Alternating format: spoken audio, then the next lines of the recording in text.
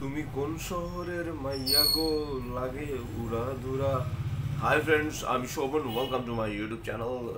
তুমি কোন শহরের মাইয়া গো লাগে উড়াধুরা, এই গানটা জাস্ট 1 ঘন্টা আগে চরকির যে মানে তাদের যে একটা অফিসিয়াল ইউটিউব চ্যানেল রয়েছে সেখানে চলে এসছে এবং তার মধ্যে ভিউজ হু হু করে বাড়ছে। এটা তুফানের গান এবং এই গানটা যখন টিজ এসেছিল তখনই গানটা নিয়ে একটা চর্চায় ছিল সবাই। শুধু তাই না, গানটা ভাইরাল অলরেডি হয়ে গেছে এবং এখানে কিন্তু সাকিব খান এবং মিমি চক্রবর্তী দুজনকেই কিন্তু দেখতে বেশ লাগছে। দুজনকে বেশ ভালো জমিয়েছে, দুজনকে দেখতে ভালো, দুজনের ওয়েল ড্রেসড। এবং এই গানটার ডিউপি দায়িত্বে রয়েছে হলো তাহসিন রহমান, তার ডিউপিটাও কিন্তু আমার বেশ বেশ ভালো লেগেছে। আপনারা সবাই জানেন এটা তুফান মুভির গান, যেটা খুব শিগগিরই আসতে চলেছে। বাংলাদেশ এবং ইন্ডিয়া দুটো দেশেই মুভিটা রিলিজ করবে। Directed by Raihan Rafi.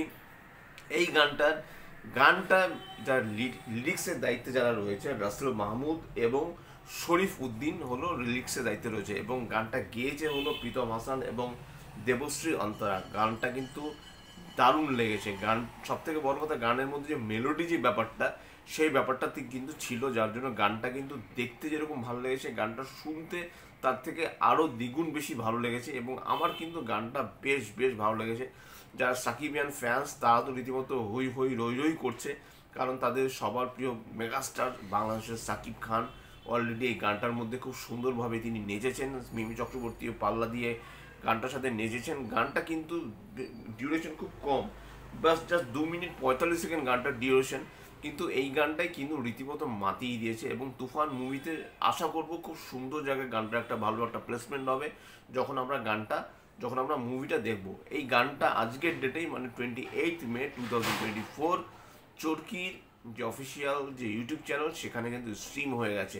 এবার আমি যদি গানটার লিরিক্সের কথায় আসি, গানটার লিরিক্স কিন্তু খুব যে একটা আহামরি সেটা নয়, কিন্তু তারপরে গানটার যে লিরিক্সের মধ্যে না একটা মাদকতা আছে, একটা অন্যরকম একটা ভাইব রয়েছে, যার জন্য কিন্তু গানটা কিন্তু যেরকম দেখতে ভালো লাগছে তার সাথে সাথে গানটা কিন্তু শুনতেও ভালো লাগছে। এবং গানটার যে মিউজিক অ্যারেঞ্জমেন্ট প্রীতম হাসান যেভাবে করেছেন সেটা কিন্তু বেশ ভালো। এবং প্রীতম হাসান নিজে কিন্তু গানটায় আছেন, একদম গানের শেষের দিকে তাকে দেখা যাবে। এবং মিমি চক্রবর্তী, তার ডান্স স্টেপও আমার ভালো লেগেছে। সাকিব খান সে তার মতো যথারীতি নেচেছেন।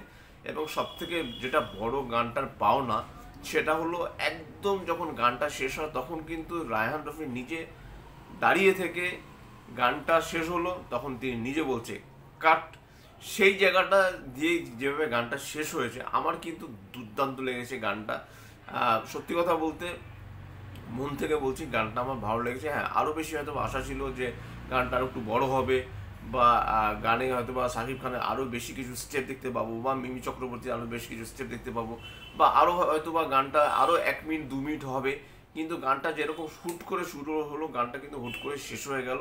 তা গানটা কিন্তু যাই হোক, আমার কিন্তু গানটা ভালো লেগেছে। অন্যদের কে কী লেগেছে বলতে পারবো না। কেউ কেউ বলবে ভালো লেগেছে, কেউ কেউ বলবে খারাপ লেগেছে, কেউ কেউ হয়তো আবার বলবে যে হ্যাঁ, সাকিব খানদের ফ্যান ক্যাটার করার জন্য তোমার গানটা ভালো লেগেছে।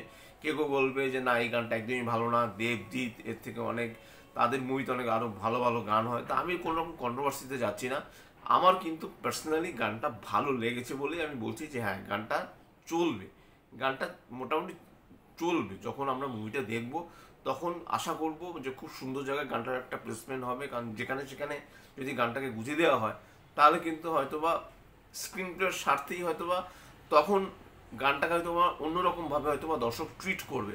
তা সেটা আমি কখনোই চাইবো না। আমি চাইবো যে গানটা এমন খুব সুন্দর জায়গায় গানটার প্লেসমেন্ট হোক। রায়হান রফি যথেষ্ট বুদ্ধিমান, যথেষ্ট বড় মাপের একজন ডিরেক্টর, সে জানে। এবং তুফান মুভি নিয়ে যথেষ্ট ক্রেজ আছে, সেখানে অনেক রকমের লুকে আমরা সাকিব খানকে দেখতে পাবো। এখানে কিন্তু সাকিব খানের লুকটা কিন্তু অন্যরকম লুক। এখানে কিন্তু তার লুকটা কিন্তু, তার চুল কিন্তু ছোট করে কাটা, তার চুল ছোট করে কাটা আমরা, চুলটা মোটামুটি আর কি, মানে খুব বেশি একটা বড় নয়। এবং তার ড্রেস ডিজাইনও বেশ অন্যরকম, বা মিমি চক্রবর্তীর যে ড্রেস ডিজাইন সেটাও বেশ অন্যরকম। তো সব মিলিয়ে কিন্তু গানটা কিন্তু আমার ডিসেন্ট ওয়াচ। গানটা বেশ চলবে। গানটা 2-3 বার শুনলাম। এখন আমি গানটা, এই গানের সং রিভিউ করছি। গানটা সং রিভিউ করার পর আরও 2-4 বার শুনবো। আশা করি গানটা মোটামুটি প্লেলিস্টেই আমার থাকবে, আশা করব। তো এটাই ছিল আমার লাগে উড়াধুরা তুফানের প্রথম গান। গানটার সং রিভিউ রিয়াকশন কিন্তু আমি দিলাম না, কারণ রিয়াকশন দিতে গেলে অনেক সময় লাগবে, আমার কম্পিউটার প্রচুর স্লো, রিয়াকশন দিতে দিতে রাত কভার হয়ে যাবে। এর আগেও কিন্তু বুমেরাঙের ক্ষেত্রে সেই একই জিনিস হয়েছিল। গানটার রিয়াকশানের জন্য আমি যখন এডিট করছিলাম তো সেখানে অনেক টাইম লেগে গেছিলো বলে ফলে পরে আমাকে আবার রিশুট করে গানটা রিভিউ করতে হয়েছে। তা সেই জন্যই গানটা আমি রিভিউ করলাম। গানটা ঠিকঠাকই রয়েছে, গানটা আপনারা শুনুন, গানটা মজা করে এনজয় করুন। গানটায় কোথায় কি খারাপ কোথায় কি রয়েছে অত দিকে গিয়ে লাভ নেই, জাস্ট আপনারা এনজয় করুন। মিমি চক্রবর্তী এবং শাকিব খান, তাদের নাচ, তাদের ডান্স স্টেপ, প্রীতম হাসানের মিউজিক, প্রীতম হাসান নিজে গানটা গেয়েছে, গানের মধ্যে ভালো বিটস রয়েছে, গানটা আপনারা জাস্ট এনজয় করুন। তো এটাই ছিল লাগে উড়াধুরা গানের সং রিভিউ। যদি চ্যানেলটা ভালো লেগে থাকে লাইক শেয়ার কমেন্ট এবং সাবস্ক্রাইব করতে বলবেন আমার চ্যানেলকে।